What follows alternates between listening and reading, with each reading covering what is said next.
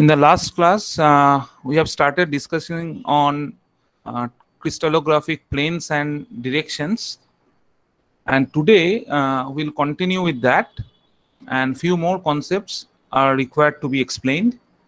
A very important one is the interplanar spacing, rather to find out the relationship between the interplanar spacing and the Miller indices of that set of planes.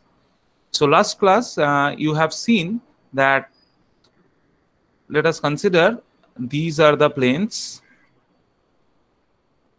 and these are parallel set of planes, and the distance between them is say d, and this d distance is between any two consecutive planes in this set. This is same, and this whole set of planes is given a particular address, a particular Miller indices to represent this set of planes which are parallel and having same distance between any two consecutive planes. And let us consider that this set of planes having Miller indices h, k, l. You know that Miller indices are represented within parentheses and unknown Miller indices are written like h, k, l. So HKL is the Miller indices of this set of planes and the distance between the consecutive planes d. So what we want to know, that what is the relationship between this d and HKL, because you know that if Miller indices is different, suppose the Miller indices is H1, K1, L1, are different Miller indices basically representing a set of planes having different distance between the planes, say d1. So there is a direct relation between the distance between any two consecutive planes in that set with the Miller indices of that plane. So we are interested to know what is this relation. Okay, so let us start that. So we have considered a plane, suppose its Miller indices is h, k, l, and let us also consider the distance between any two consecutive planes of this is d hkl. Hkl is the suffix represent the distance between any two consecutive planes of this set of planes. So this is basically the distance, basically it is d. So we want to find out the relationship between these two. So this HKL, as shown in this figure, you can see the shaded, the blue, light blue shaded, you can see there is a plane in the unit cell. This is what is HKL that has been drawn. And you want to find out the distance between any two consecutive planes in this set. So already you know that what this Miller indices is. Suppose the Miller indices is of a plane is 2, 1, 1. Suppose 2, 1, 1. Then basically this h is like 2, k is like 1, l is like 1. So what are the intercepts of this plane with the unit cell?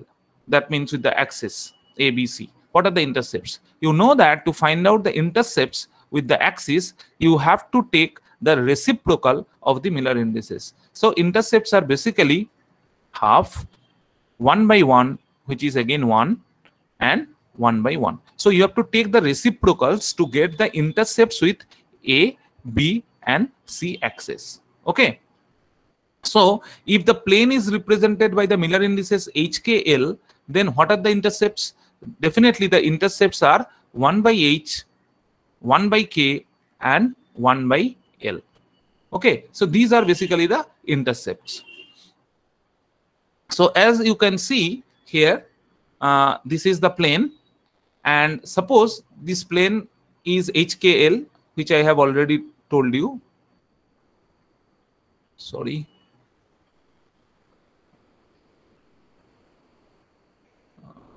Wait.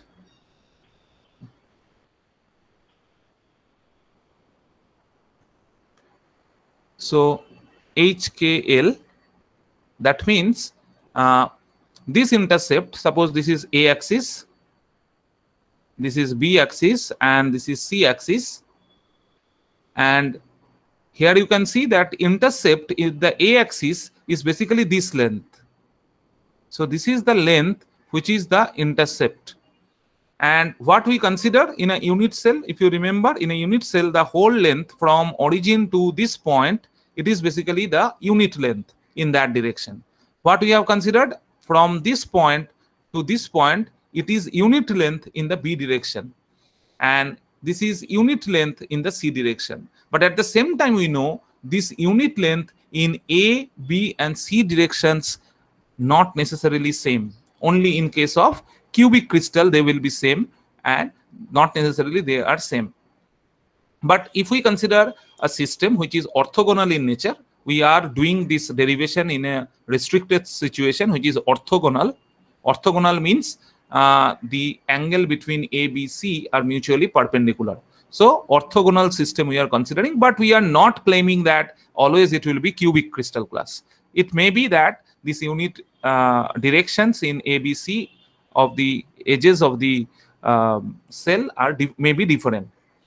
So this A, this unit distance 1 in that direction may be, say, A angstrom. This unit distance in the B axis may be B angstrom. This unit distance in the C axis may be C angstrom. Okay, so the value of the lattice parameters in the A, B, and the C directions may be different, and they are of the value, say, A, B, and C. So if we say the intercepts with the A axis, that is 1 by h of the unit distance, that means what is the actual length from here to here? What is the actual length from here to here? It is clear this length is basically 1 by h part of the total, which we generally consider as unit, but actually in measurement length it is maybe A angstrom. So this multiplied by A is basically what is this length A, that is A by h. So this length is what is A by h. Okay, because intercept is 1 by h, because we are considering that length in that direction is unit cell, so it is 1. But actually in terms of proper unit of measurement, if you consider like angstrom, then it will be that unit length actually indicates some angstrom, say A angstrom, that is the lattice parameter in that direction. Okay, so you have to multiply that. So A by h is basically this distance. Exactly in a similar way, what is this distance? That is actually B by k, because 1 by k is the intercept multiplied by the total length, which is from here to here, which is B. So total length is B angstrom, so this length is basically B by k. Okay, exactly in a similar way, this length is C by L. Okay, so now we can see what are these lengths: A by h, B by k, and C by L. I think up to this much it is clear. Okay, so now after understanding that, okay, these are the lengths, so what we want to find out? We want to find out distance between any two consecutive planes in the set of planes indicated by the Miller indices HKL. That we want to find out. So where are these two planes? These two planes, I have already told you that one plane has been drawn within the unit cell, and another plane we always consider exactly parallel to this and passing through the origin. Okay, so this is what is the idea, that one plane is passing through the origin and exactly parallel to this plane. So two planes are there. One you can't see, that is actually passing through the origin exactly parallel to this plane. So what is the distance between these two planes? That distance between these two planes is nothing but if you drop a perpendicular from on this plane from the origin. So that perpendicular actually drawn here. So this line is actually starting from origin, and it is making an angle 90 degree with this plane. Okay, so if you see from the other side, you see this is the origin, and this is what is the plane that we are considering HKL. So this is origin, this is what is D, and we want to measure this D. And remember, through origin, basically exactly the similar plane which is parallel to that is actually present. Okay, so we are interested to find out this red colored line, which is basically DHKL in suffix. Okay, so this D we are interested to find out. Now this D is a length which is perpendicular to this plane. Remember, this angle is 90 degree. Okay, this plane is perpendicular, this line is perpendicular to this plane. Okay, now you have to visualize that this length making three angles with the three axes A, B, and C, and those angles actually given the name alpha 1, alpha 2, and alpha 3. So what are these alpha 1, alpha 2, and alpha 3? These are basically what the angle, this D, this line makes with the A axis, B axis, and C axis. You can see this line makes with the B axis this angle, that is alpha 2. Exactly in a similar way, this line makes with the C axis, that is maybe alpha 3, and with the A axis, that is alpha 1. So alpha 1 is basically this line which makes with the A axis. Okay, this line makes with the A axis, this angle. Okay, this angle is alpha 1, and this angle is alpha 3. So this line makes with the C axis. Okay, so this is what is alpha 1, alpha 2, and alpha 3. And also you know from your basic concepts of coordinate geometry, if a line makes angle alpha 1, alpha 2, alpha 3 in an orthogonal system, like in a Cartesian system, you know that what is the relationship? You know, they are called the cosine square of the cosine, sum of the square of the cosines is equal to 1. So cos square alpha 1 plus cos square alpha 2 plus cos square alpha 3 is equal to 1. Okay, these are called the direction cosines. You know, for a particular direction, the angles with the different axes, these are called direction cosines, and they are generally given name. You know that cos alpha 1 is called L, cos alpha 2 is called M, and cos alpha 3 is called N, and that is why generally they are represented like this: L square plus M square plus N square equal to 1. Okay, so this is a very simple geometry, very easily can be shown, but I am not here deriving this thing. This is a known fact. We are going to use this result, that you have to remember. Okay, so now we want to find out what is cos of alpha 1. See, to find out cos of alpha 1, we have to consider a triangle. Look very carefully which triangle we are considering. Let us consider this is one of the triangle.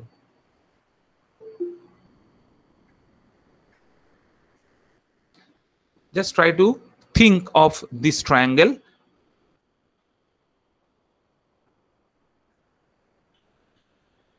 You have to visualize this triangle, where in this triangle, can you tell me that which angle is 90 degree?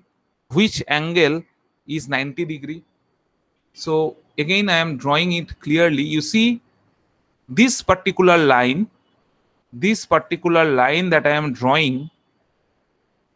See, this line is entirely on this shaded plane, which we have called HKL. This line entirely on this plane. Okay, and you know that if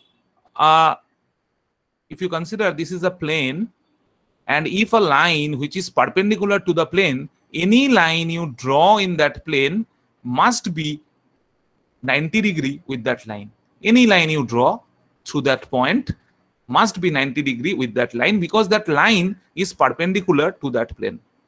So here also the same thing. You see that the D that we have drawn, which is perpendicular to the plane, D means by yellow color I am showing what is D.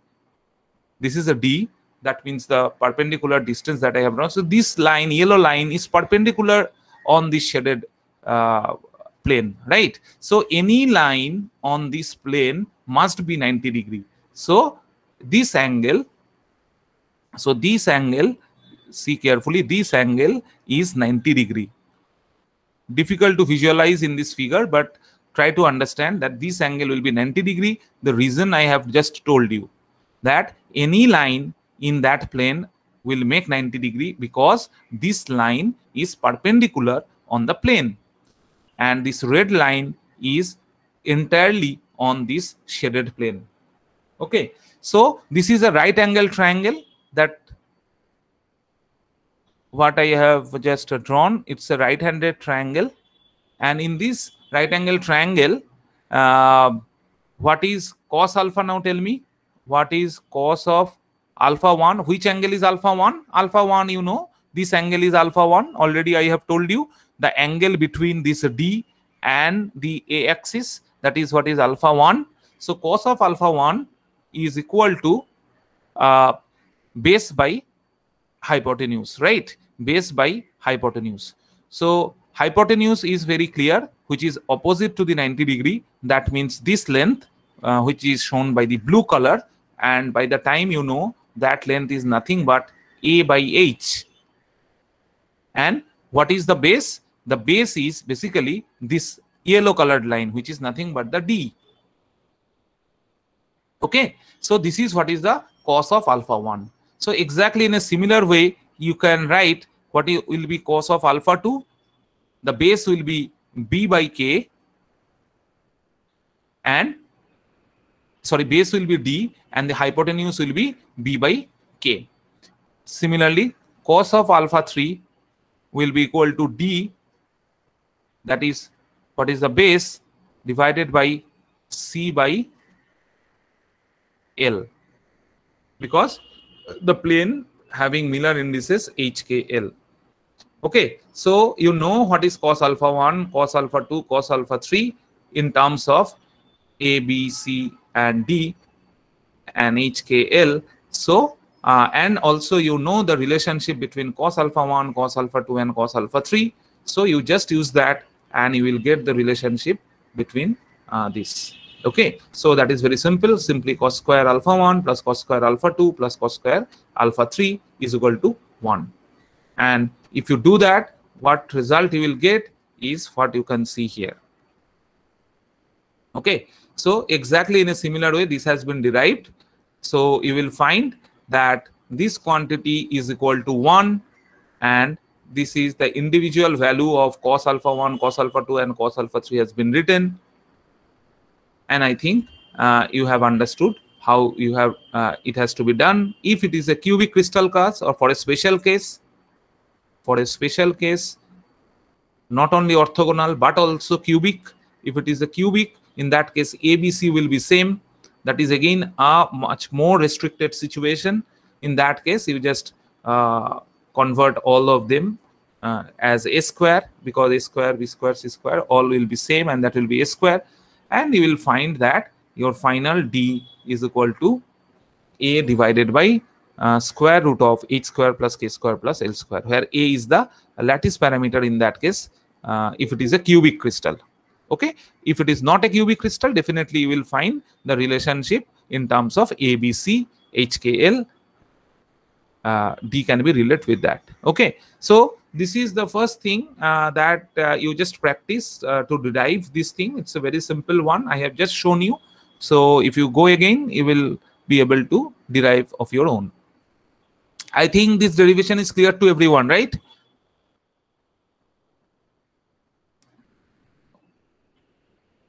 Okay, yes. That means it is clear to everyone. Okay. Now let us go to the next very important thing. We have not yet discussed about the hexagonal closed pack structure, right? We have discussed simple cubic, BCC, FCC, but HCP kind of a structure is also very common in many material like zinc, cobalt, cadmium. You will find this kind of a structure. Even in alpha titanium, you will also find this HCP structure, and it also having great properties. In we'll discuss in our course after that that HCP structure having what are the different advantages. But You see that what is the atomic arrangement in HCP first. You see that first layer in this right hand side figure, if you see, the first layer is a layer of atoms, red atoms, you can see, and above it you will find that some another layer of atoms are there, because if you see, this is the first layer like this, and then you know that there are two kinds of triangles formed. We have explained in case of FCC also.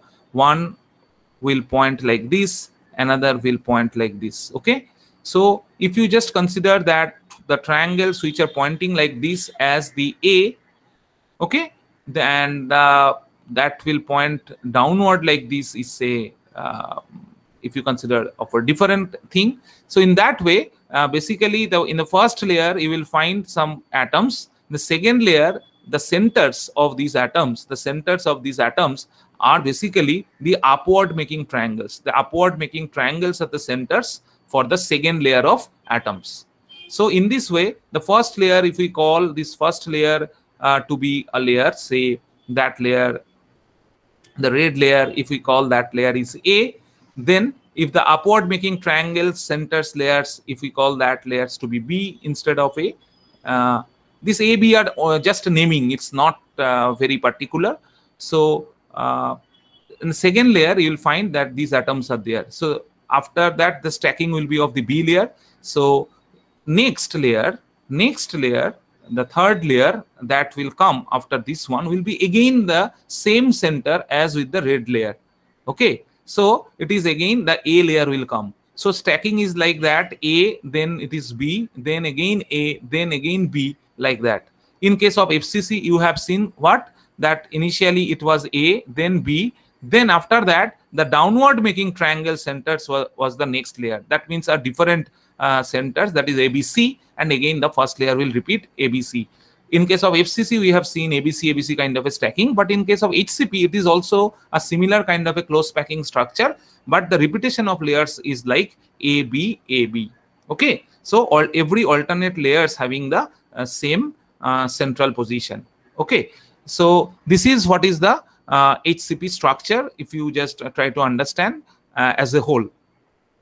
Now I will show you the unit cell representation, that is by hexagonal unit cell. As you can see in the left hand side, the hexagonal unit cell has been shown, and it's clear.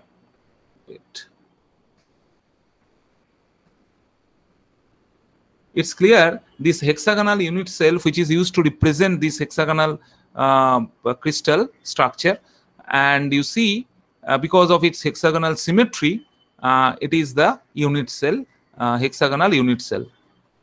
And the lattice parameters, as you can see, that A, this is what is written A, and the height is C. So A and C, these are the lattice parameters which are used to represent a hexagonal unit cell. And you can see there are three layers basically in the representative unit cell, and the repetition of the same will make the whole HCP structure. And in that three layers, you see at the top layer, that is a hexagon, and at the corners there is one lattice points where atoms will be there, and exactly at the center there will be one lattice point where there will be an atom. Similarly, at the bottom surface having the similar arrangement, and exactly at the middle you will find that there are three atoms that will be inscribed completely within the unit cell. Three atoms will be inscribed completely within the unit cell. Okay, so this is a particular unit cell. As you can see, that has been shown here, that how the structure you can practically realized. That is why this three-dimensional figure is also given. And from here, from this unit cell structure, you at least are in a position to find out how many effective number of atoms are there within the unit cell. How many effective number of atoms are there within the unit cell. So first you tell me that how many corner atoms, how many, what is the portion of the corner atoms is contributed.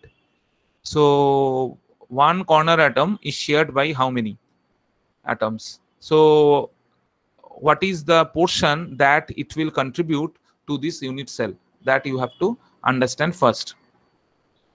So basically, you see that it is in contact with how many different cells. If you just consider, definitely the angle between any two sides is 120 degree, right? The angle between any two side is 120 degree. So you can understand that its contribution here will be how much, how many will be shared by this atom. So here you can see it will be shared by one unit cell here. This is the complete unit cell. There is another one you can think of. You can think of another unit cell will be there, and another unit cell you can think of there. So basically 1, 2, 3, the 3 unit cell that it will share. And again you consider just above it there will be 3 more. Okay, exactly above it there will be 3 more. So you just think in that way. This is 1. So this is a part of the hexagonal cell. Exactly in a similar way, this is the cell that we are considering. And here you see definitely sorry,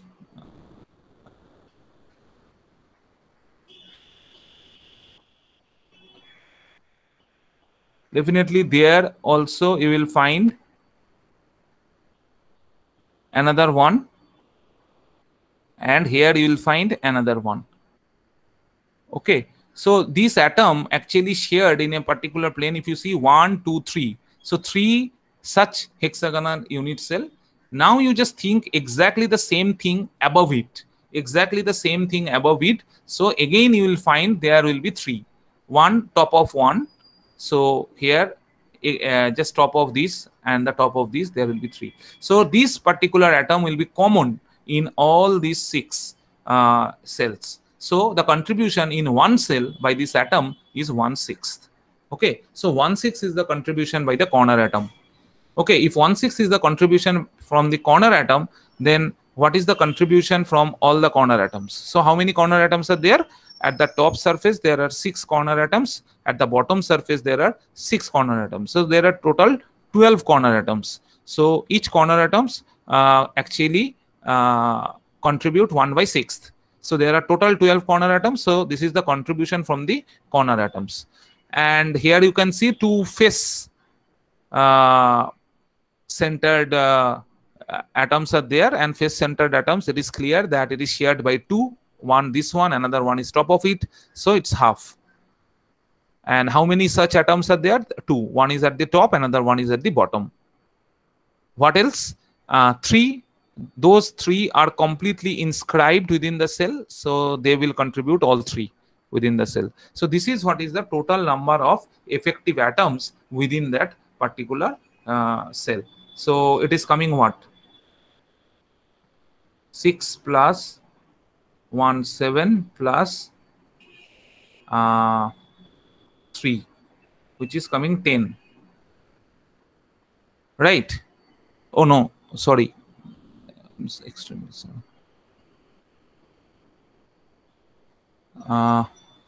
12 into 1/6, which is basically 2, and half into 2, which is 1, and 3. So it is 2 plus 1, 3, 3 plus 3, 6. So total contribution is 6. Okay. This is what is the total number of effective number of atoms within the unit cell.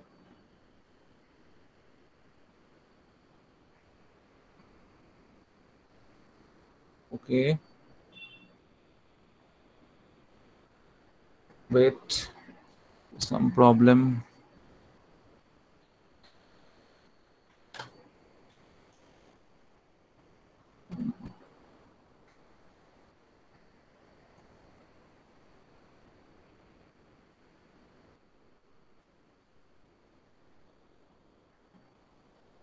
Okay. Now coming to the next very important one, crystallographic planes. The Miller indices by which we have seen in case of other kinds of structure, but in case of HCP, since the hexagonal unit cell is different from the normal structure of the cells, so that is why the crystallographic planes are represented in a different way.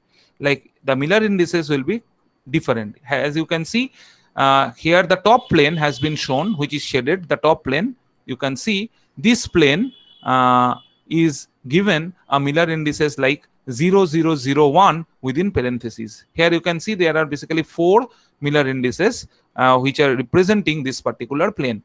So in case of HCP, this is the way by which it is represented. I am just telling you what is the technique. The technique is there are 3 axes which are represented in a single plane. Here you can see the A1 is this one, A2 is this one, and A3 is this one. They are 120-degree apart, and quite clear they are not independent axes. They are not independent axes because you know in a plane there can be only 2 independent axes. It is not possible to make 3 independent axes in a plane. So A1, A2, A3 are not independent axes, but they are at an equal angular spacing. Okay, A1, A2, A3, 120-degree apart. And the fourth one, the fourth axis is the Z axis that you can see here. Okay, that is along the axis. Okay, so these are the 4 axes, and the intercepts on the 4 axes are actually measured, and based on that the Miller indices is given. So what the technique that we have used earlier is almost the same. So what we do is that it is represented as HKIL. This is what is the Miller indices in case of hexagonal closed pack system. The first H represents what? This H is basically what is the intercept? You know the intercept is 1 by H, just the reciprocal. Similarly, K is the intercept, that is 1 by K. So these two are intercepts corresponding to A1 axis and A2 axis. Okay, and L, which is basically intercept, that is 1 by L, and that is intercept with the Z axis. Okay, so H, K, L, they are intercepts with A1, A2 and Z axis, that is H, K and L. And what is this I? This I is nothing but, I have already told you, this I is not an independent axis. It is basically minus of H plus K. It is minus of H plus K. So actually, sorry, minus of H plus K. Minus of H plus K. That means you know already what is H, you know already what is K. So put a negative sign and write H plus K, and that is what is I. Okay, so this is the 4 indices by which it is represented. Okay, so let us see one example, and whether we can find out this one or not. Let us try to find out the Miller indices of this plane in HCP. So already you can see we have defined A1, A2 and A3, 3 axes. So first tell me what is the intercept with A1. It is clear that this particular plane intercept with A1 is the unit length. So intercept with A1 is 1. So what is the intercept with A2? You can see the A2 axis positive in that direction. So it is intercept at a minus 1. Okay, just the opposite direction. So intercept is minus 1. Okay, and what is the intercept with the Z axis? You can see this particular plane is parallel to Z axis. This particular plane is parallel to Z axis. So the intercept is infinite. What is the next step? The next step, we have to take the reciprocal of the intercepts to get the different HK and all that. So if you take the reciprocal of 1, that is 1, reciprocal of minus 1, which is minus 1, and reciprocal of infinite, which is 0. So basically this quantity is what is your H. This quantity, you know, when we represent, negative sign is represented by bar 1. So this is going to be your K, and your I is going to be what? Minus of 1 plus minus 1. Because this is what is H and this is what is K. And summation of these two with a negative sign. Here it is coming 0. So it is 0. Okay. So your final representation should be 1 bar 1, 0, 0. This is the plane. Okay, so in this way, in case of HCP, we represent the planes. Okay.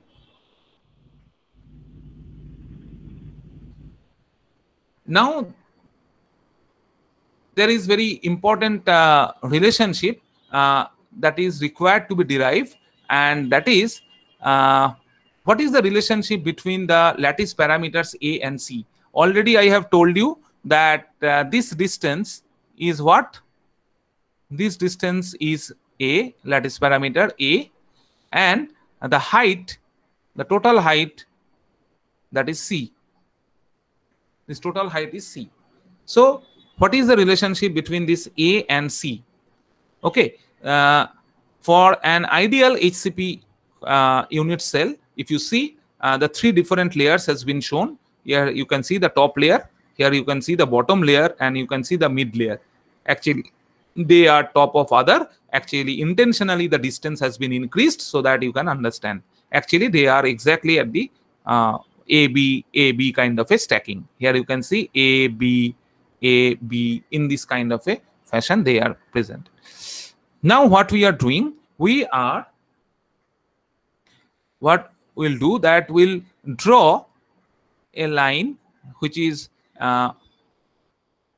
from the middle point. If you see exactly at the middle of this to the,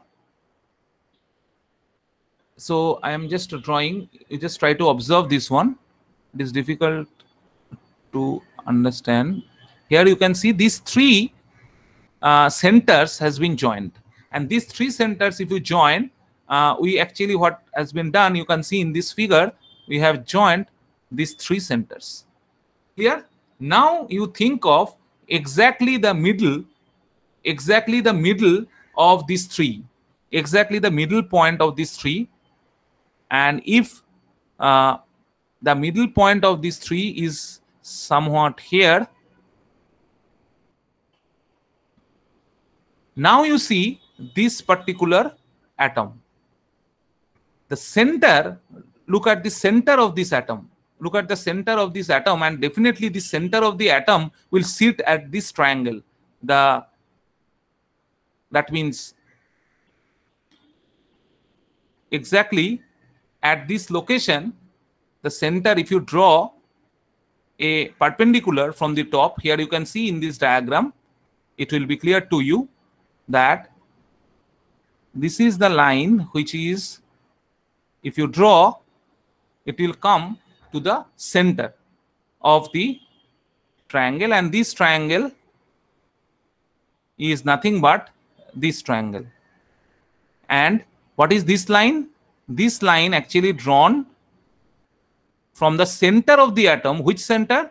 And this particular one, this one. Okay, from that center if you draw, that will come exactly at the midpoint, or midpoint means where the medians of this triangle will cut. Okay, so at that point it will come. So it is basically will form a tetrahedron. It is quite understandable that this is a tetrahedron shape. That means the three are there exactly at the middle, the top one is there. Now you just consider this top one is a distance away. How much is the distance? And that distance, you know, is half of this length, that is c by 2. So this height is basically what? C by 2. Okay, so this height is basically c by 2, because this height is c by 2 and this height is c by 2. The total height is c. So this height is c by 2, and by the time you know that what is this length you know is a. This length you know a. So now you consider this, you just consider now this blue triangle that I am drawing. Clearly observe this blue triangle. Now in this triangle, what is this base? What is this base? Sorry.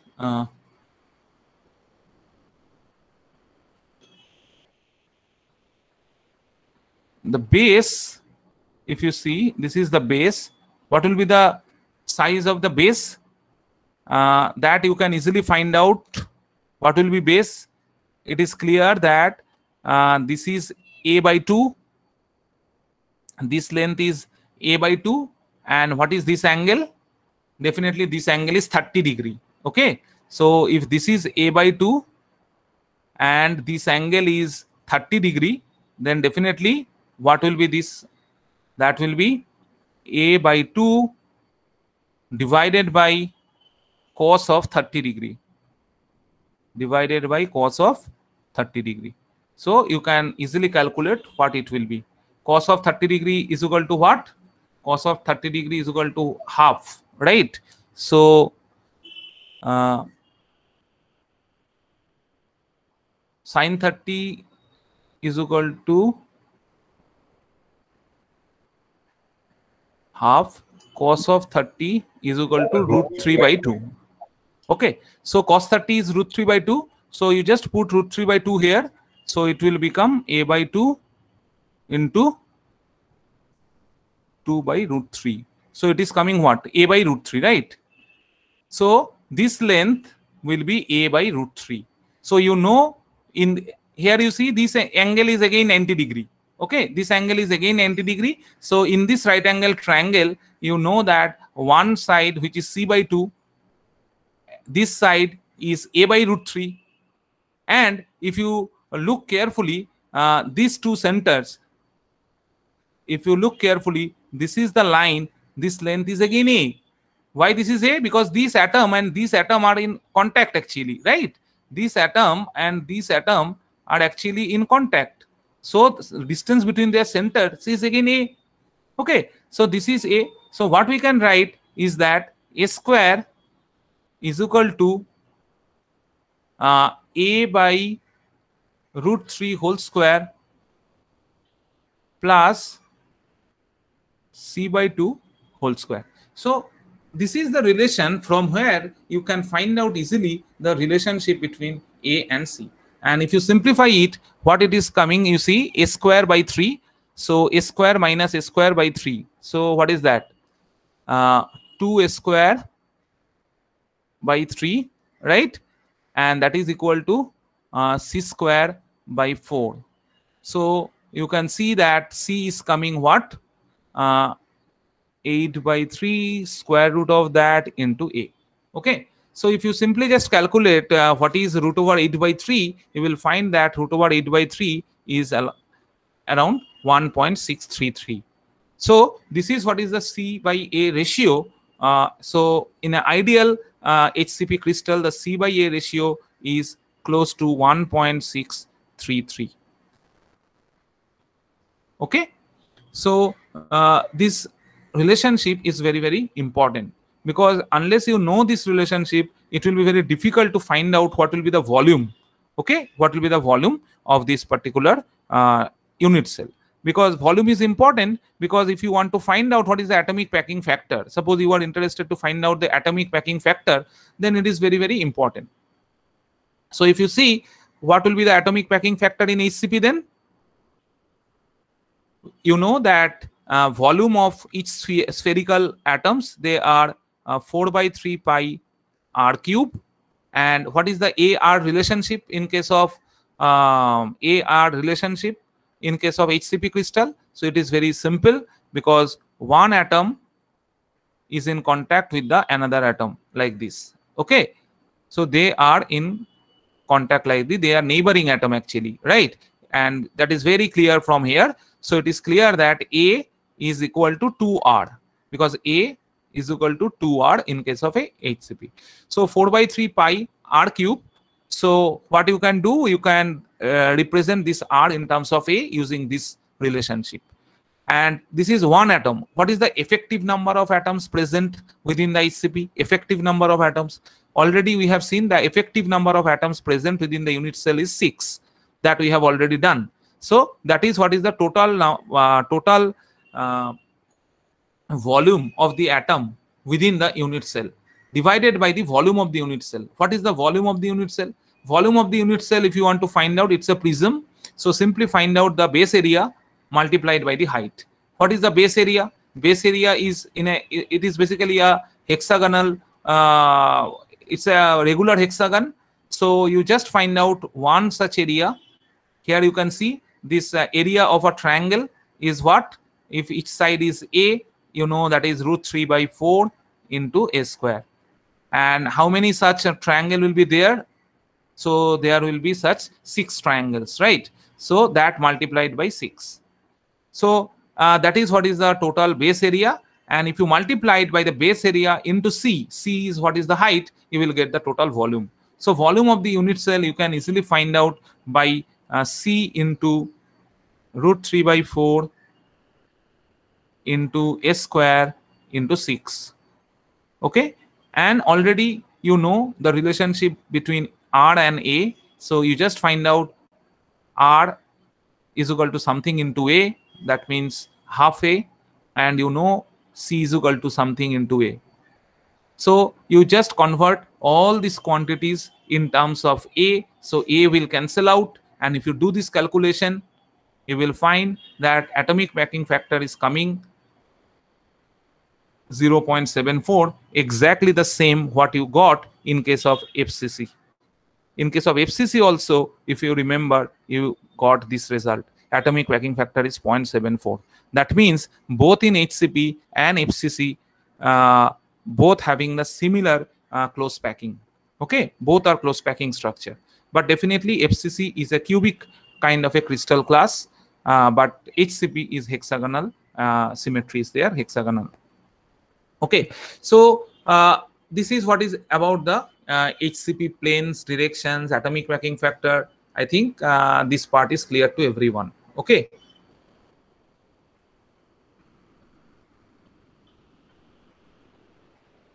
Now, another very important concept, that is finding out the density.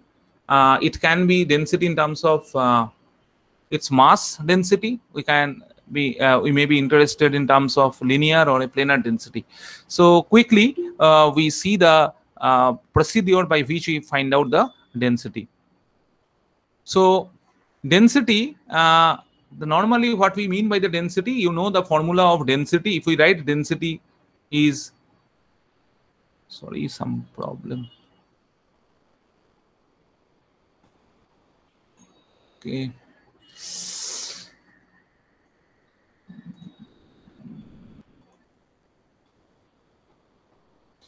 So density, you know, the formula is mass divided by volume.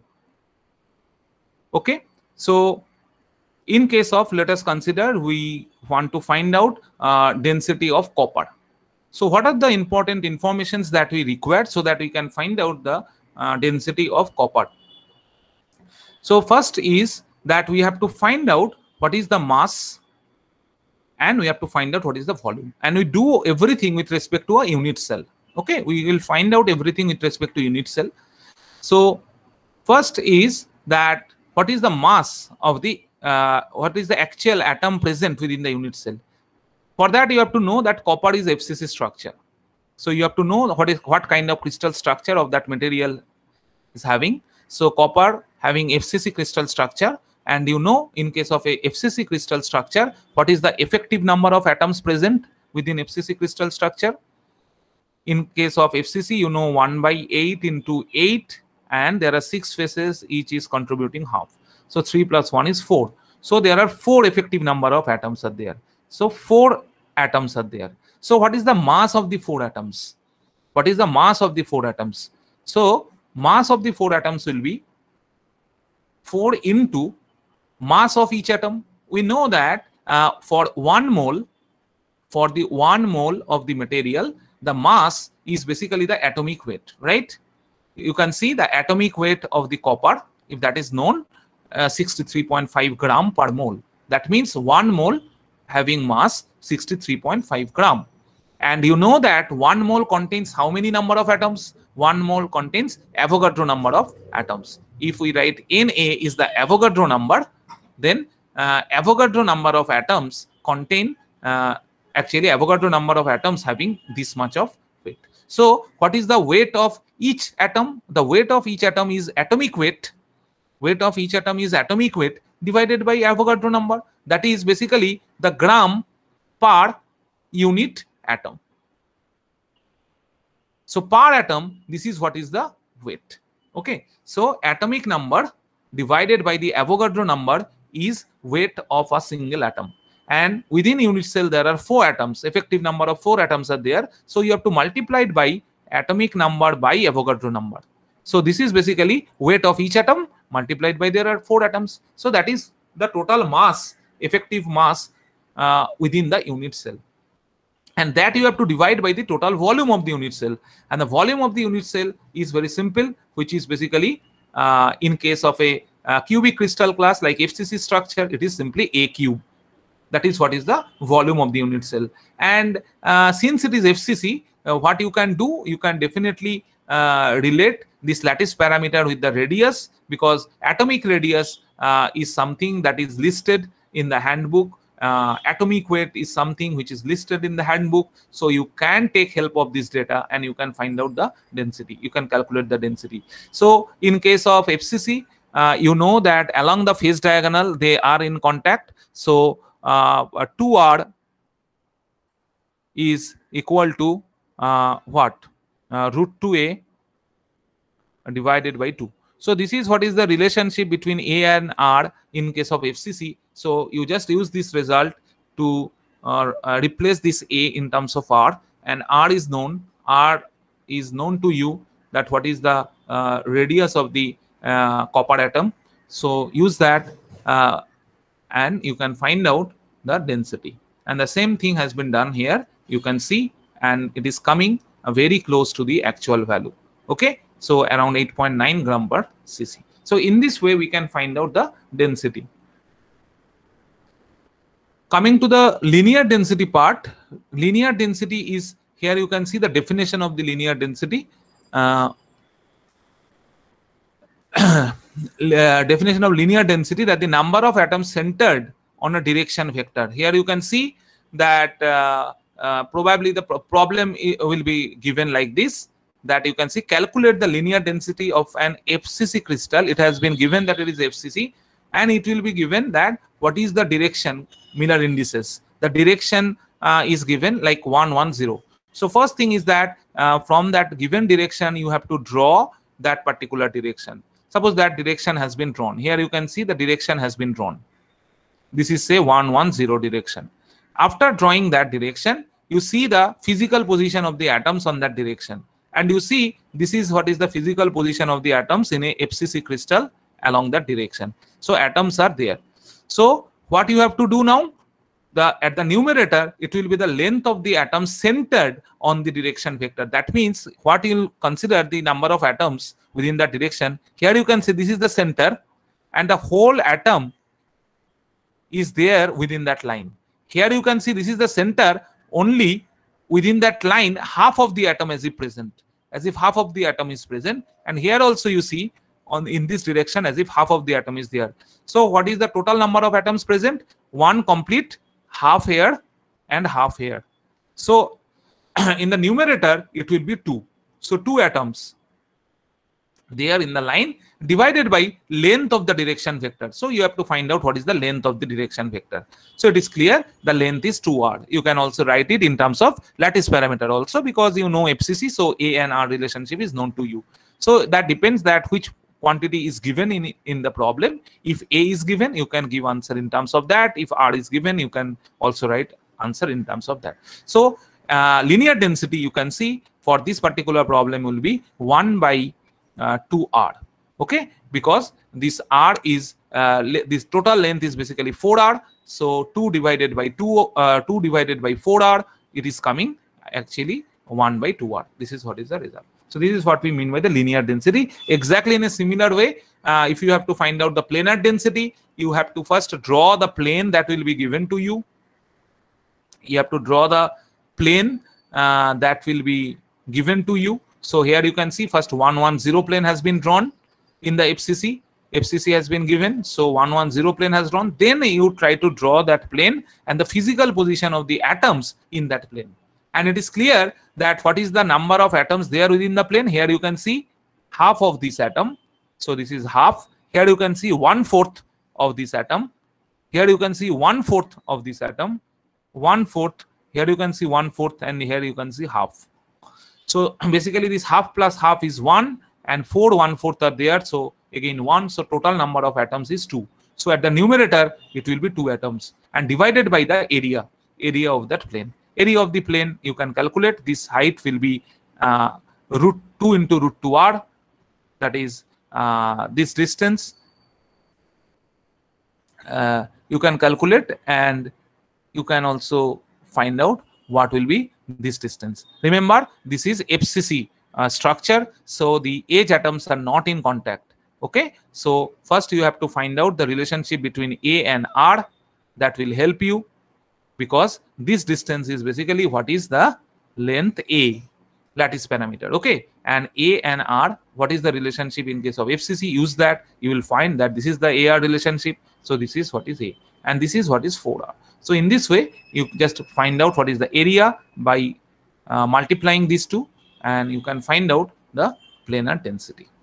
Okay, so this is one of the problem.